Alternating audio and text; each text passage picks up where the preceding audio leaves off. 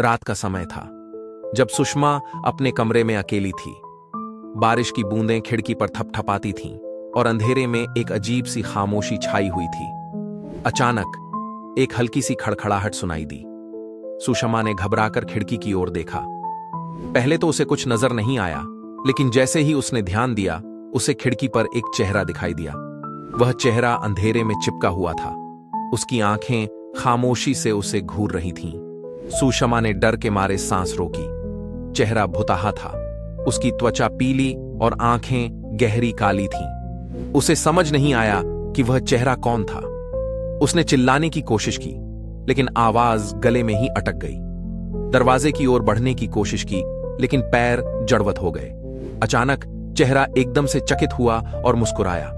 मुस्कान में एक डरावनी चमक थी, जैसे वह किसी भयानक राज का इशारा कर रहा हो। फिर सुषमा ने देखा कि उसकी छाया धीरे धीरे खिड़की से बाहर जा रही थी। कुछ सेकंड बाद सब कुछ शांत हो गया, लेकिन सुषमा जानती थी कि वह अकेली नहीं थी। उसके दिल की धड़कन तेज हो गई, जैसे कोई उसके पीछे खड़ा हो। वहीं खिड़की पर लटका चेहरा हमेशा के लिए उसके मन में बसा रहा, और वह जानती थी कि वह कभी भी चैन से नहीं सो पाएगी।